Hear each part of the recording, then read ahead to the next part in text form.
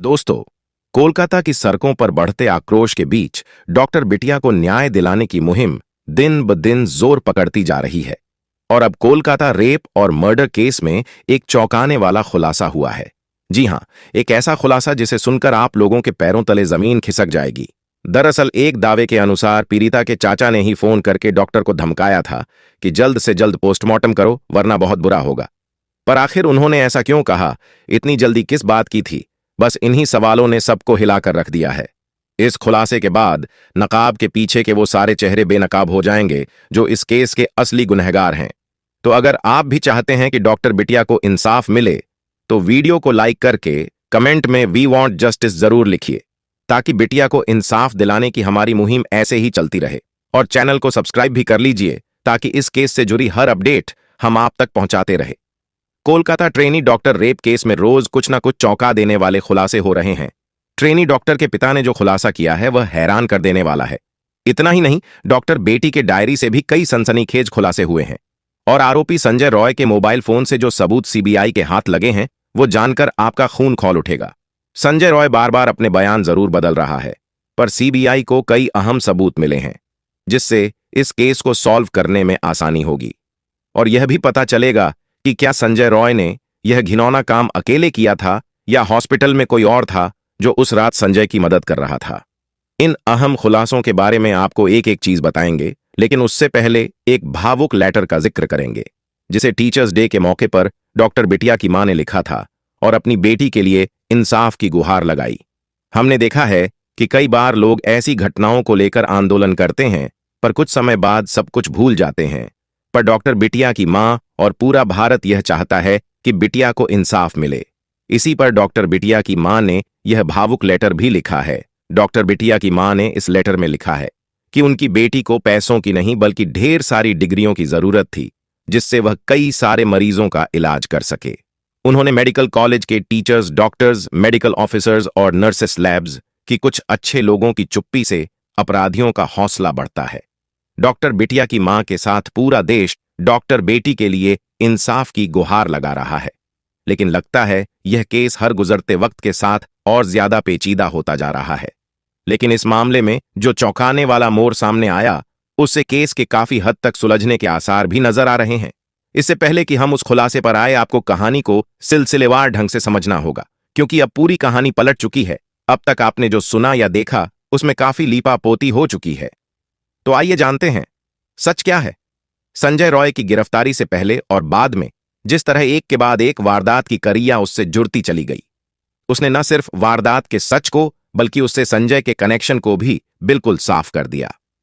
8 अगस्त की शाम से लेकर 8 और 9 अगस्त की दरमियानी रात को अस्पताल में ट्रेनी डॉक्टर का कत्ल करने और फिर अगले दिन खुद के गिरफ्तार होने से पहले तक सीसीटीवी कैमरों से लेकर मोबाइल फोन की लोकेशन, सीडीआर और चश्मदीदों के हवाले से उसकी जो गतिविधि सामने आई है वो चौंकाने वाली है।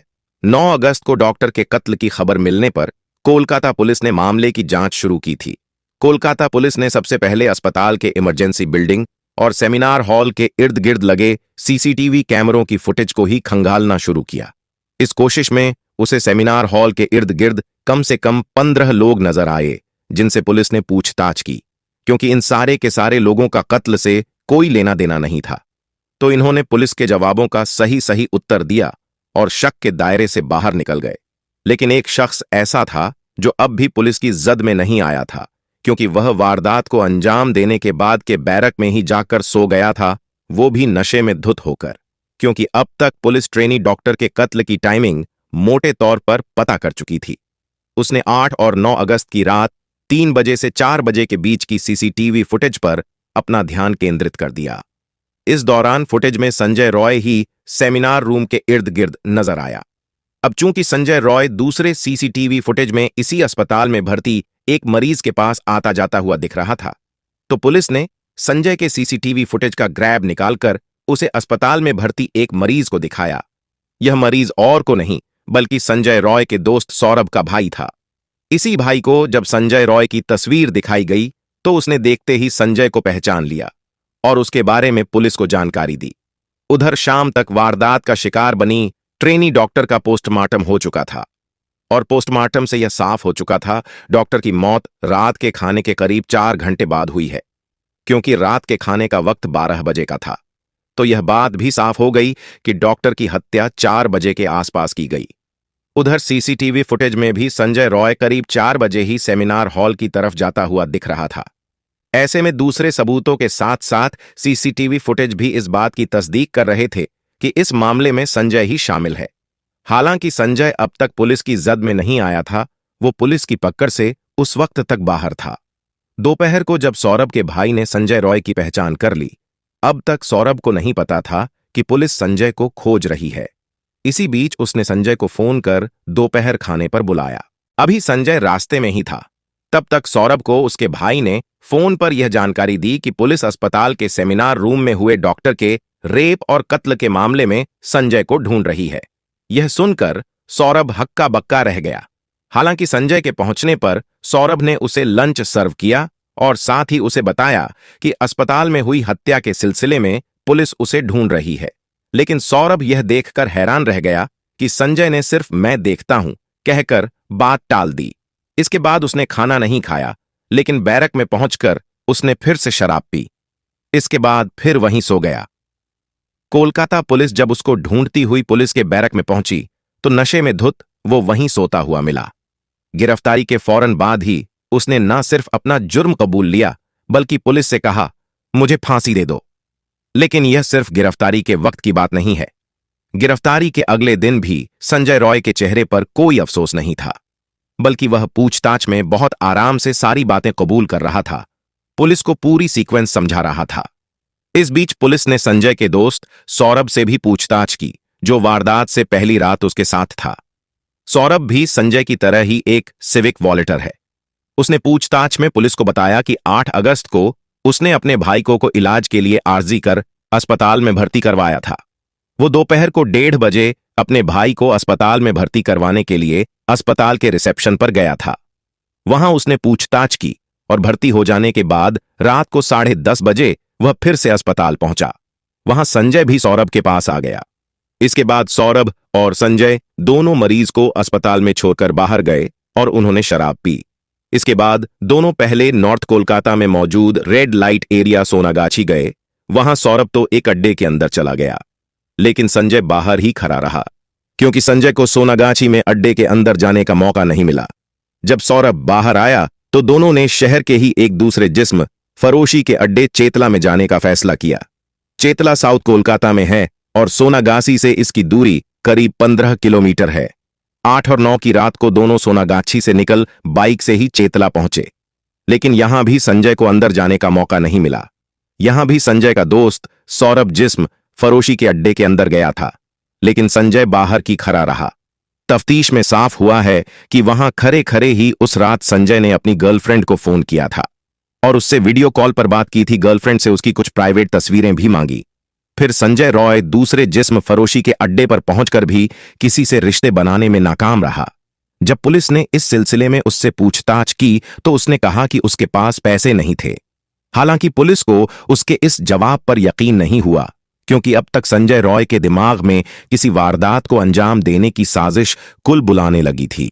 इसलिए उसने जिस्म फरोशी के अड्डे में पहुंचकर भी किसी से रिलेशन नहीं बनाया।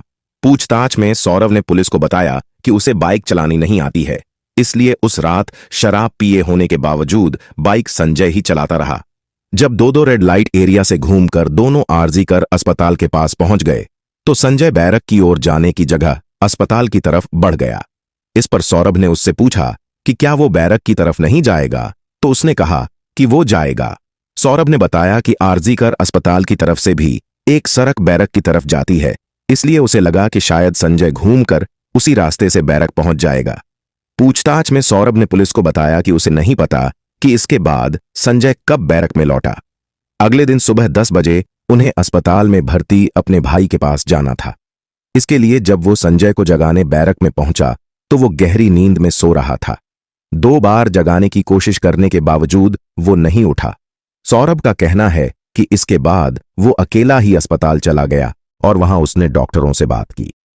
9 अगस्त की दोपहर को डॉक्टरों से मुलाकात के बाद सौरभ ने कई बार संजय को फोन किया, लेकिन उसने फोन नहीं उठाया। असल में वो संजय को साथ में लंच करने के लिए बुलाना चाहता था। इसके बाद जब तक संजय सौरभ के पास पहुंचा तो वो लंच कर चुका था। सौरभ ने उसे आरजी कर में हुई वारदात के बारे में बताया और उसके बारे में पता करने को कहा।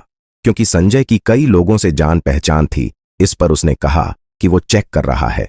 इसके बाद वो टॉयलेट जाने की बात कहकर निकला और फरार हो गया। उसने पुलिस को बताया कि इसके बाद उसने संजय को साथ में अस्पताल चलने के लिए कई बार कहा, लेकिन हर बार वो बचता रहा। आखिर में संजय ने एक दोस्त के साथ शराब पार्टी करने की बात कही और अस्पताल जाने से मना कर दिया। संजय बेशक आरजी कर अस्पताल नहीं जाना चाहता था, लेकिन वारदात के अगले दिन 9 अगस्त के रोज भी वो बेहद रिलैक्स्ड और खुश दिख रहा था। उसे 9 अगस्त की रात 12 बजे यह पता चला कि पुलिस संजय को उस केस में गिरफ्तार करना चाहती है। उसने संजय को कई बार फोन किया, पर संजय ने फोन नहीं उठाया और फिर कुछ समय बाद पुलिस ने उसे धर लिया। जब आरोपी संजय का पॉलीग्राफ टेस्ट हुआ तो उसने अपने आप को बेगुनाह बताया। उसने बताया कि जब वो सेमिनार हॉल में गया उस समय डॉक्टर बिटिया की मौत हो चुकी थी और वहां उसका शव पड़ा था, जिसे देखकर वो डर कर भाग गया, जबकि संजय ने ही 10 अगस्त को गिरफ्तार होने के बाद अपना गुनाह कबूल कर लिया था। तो क्या उसका इस तरह अपने बयान से यू टर्न लेना इस बात की तरफ इशारा कर रहा है कि उसे फंसाया जा रहा है और क्या वह निर्दोष है? या फिर संजय रॉय अब जान चुका है कि वह अब नहीं बच सकता, इसलिए नई नई कहानी बना रहा है? वहीं सुकांत मजूमदार ने संदीप घोष पर गुरुवार को क्राइम सीन पर सबूतों के साथ छेड़छाड़ करने के भी गंभीर आरोप लगाए हैं। सुकांत मजूमदार ने एक डॉक्यूमेंट की कॉपी मीडिया के सामने पेश की, जिसने पूरे मामले को बेहद संगीन बना दिया। यह सरकारी कागज एक ऑर्डर था जिसे संदीप घोष ने उस घटना के ठीक अगले दिन जारी किया था। इस ऑन ऑर्डर में सेमिनार हॉल के रिनोवेशन का जिक्र था। सुकांत मजूमदार ने दावा किया कि यह ऑन ऑर्डर जानबूझकर जारी किया गया, जिससे क्राइम सीन पर सबूतों के साथ छेड़छाड़ की जा सके। वहीं डॉक्टर बिटिया के माता पिता ने एक और खुलासा किया। उन्होंने पुलिस पर गंभीर आरोप लगाते हुए दावा किया कि पुलिस ने उनका साथ देने के बजाय उन्हें पैसे ऑफर किए। डॉक्टर बिटिया की मां ने कहा, जब मेरी बेटी का शव घर में रखा था तो पुलिस ने हमसे पैसे की डिमांड की। इन आरोपों से मामले में सस्पेंस और ज्यादा बढ़ गया है। इतना ही नहीं, डॉक्टर बिटिया के माता पिता का यह भी आरोप है कि पुलिस ने उनकी बेटी के अंतिम संस्कार में जल्दबाजी की। वहीं डॉक्टर बेटी के चाचा ने बताया कि पुलिस उनसे एक प्लेन पेपर पर साइन भी करवाना चाहती थी, लेकिन उन्होंने साइन करने से मना कर दिया और पेपर फाड़ दिया। न्याय की इस जंग में हर नया मोड़ केस को सिर्फ और सिर्फ उलझा जा रहा है। दैनिक जागरण के एक आर्टिकल के अनुसार स्वेंदु अधिकारी ने बड़ा दावा किया है। स्वेंदु ने सीबीआई द्वारा पूछताछ किए जाने के बाद निकलते समय एक बड़ा खुलासा किया। उन्होंने बताया कि एक व्यक्ति था जो खुद को पीड़िता का चाचा बता रहा था और धमकी दे रहा था कि अगर पोस्टमार्टम दिन के अंत तक पूरा नहीं हुआ तो खून की नदी बह जाएगी। स्वेंदु ने यह भी दावा किया कि वह व्यक्ति पूर्व पार्षद संजीव मुखर्जी है। स्वेंदु अधिकारी ने कहा कि अजीब बात यह है कि यह संजीव मुखर्जी ही दाह संस्कार प्रमाण पत्र पर हस्ताक्षर करता है, जबकि वे पीड़िता के रिश्तेदार नहीं हैं। दस्तावेज पर एक और हस्ताक्षर सोमनाथ डे का भी है। अब स्वेंदु अधिकारी के इन दावों में कितनी सच्चाई है, ये तो जांच के बाद ही पता चलेगा। सन्यासी जी के चैनल ऐसे किसी दावे की पुष्टि नहीं करता। जाते जाते दोस्तों, डॉक्टर बिटिया के लिए कमेंट्स में वी वांट जस्टिस जरूर लिखिएगा। जय हिंद दोस्तों, धन्यवाद।